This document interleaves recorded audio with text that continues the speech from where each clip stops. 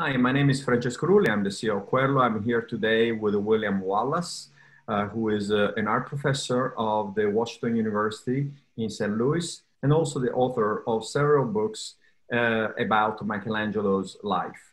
So, Mr. Wallace, if you can share with us a little bit of your background. Well, I went to Columbia University to study the art of Bologna, actually. I fell in love with Bologna. I studied abroad in Bologna, and like many Americans, fell in love with Italy. And then discovered Michelangelo fairly early on in my course of studies, and have been studying Michelangelo, I guess, for ever since graduate work, and graduated from Columbia in 1983, and have been writing about Michelangelo ever since. So I don't know how many years that is. It's somewhere beyond 35, I think, or something, working and thinking about Michelangelo. So if I've done anything, why Michelangelo fascinates me is because, like everybody, I think, everybody who goes to Italy and sees his work, it's moving, overwhelming, changes one's life. It can add to enriches one's life. But also, it's perpetually fascinating to me that 500 years later, we are still as fascinated by this artist as they were in his own lifetime.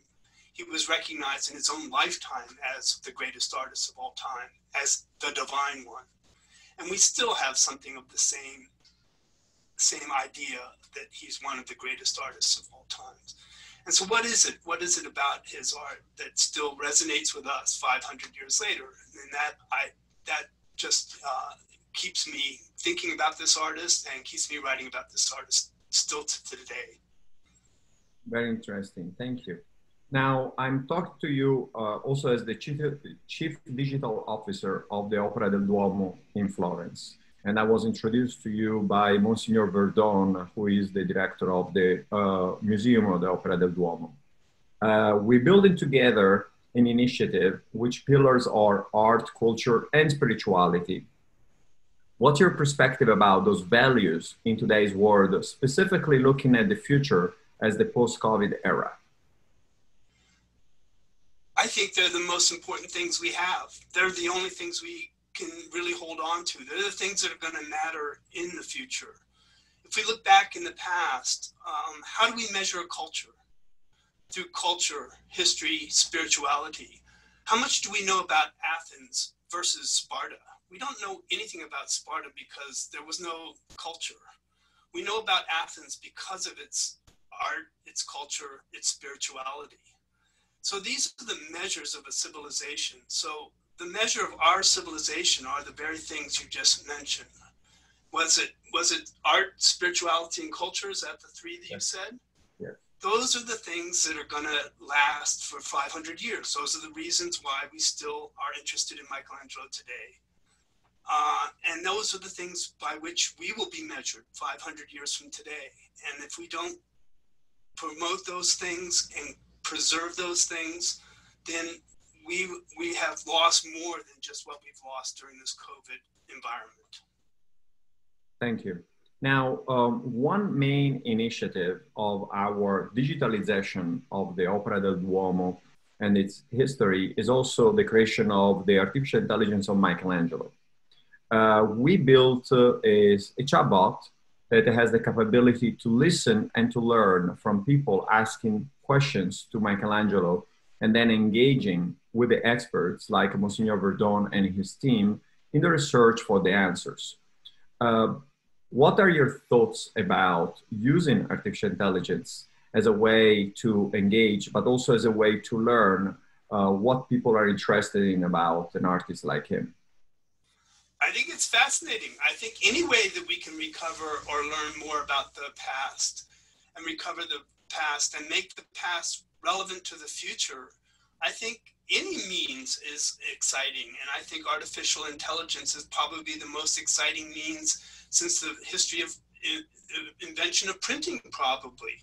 Think what books did for what we did to recover the past, and think what artificial intelligence will do to give us an insight and a way to look into the past. One of the two mottos of the United States on the National Archives is past is present. For me, the past is not something way in the distant future, or in the distant past. It's something that really is still relevant to us today. It is something that on which we build the future. And certainly artificial intelligence is our future. Thank you very much. One last question. If people want to learn more about your publications, what's the best way to approach your books or your publications? Where can we find more about it? Well, maybe through artificial intelligence. Well, most of my publications are academic in nature, but I've written a biography, and most recently I wrote a book on the building of St. Peter's, which is what Michelangelo dedicated the last 18 years of his life to. And this was published by Princeton University Press. And I really wrote it for the people I think that is the same audience that wants to go to the Opera del Duomo and see the great works of Michelangelo and Ghiberti and the other great figures of the Renaissance. I want to write for a large audience. I want to write for that audience who is curious about those people and those great moments of the past, and especially the Renaissance. I am not an egghead art historian who wants to only write for my audience of 3 or 4. I really want to make the past exciting and relevant to the future. And that's how I feel about it, and I think it's important for us to keep it alive for all of us. And it does honor to those people in the past to think about it and to write about it and to read about it. Perfect. Thank you very much. Thank you. Thank you.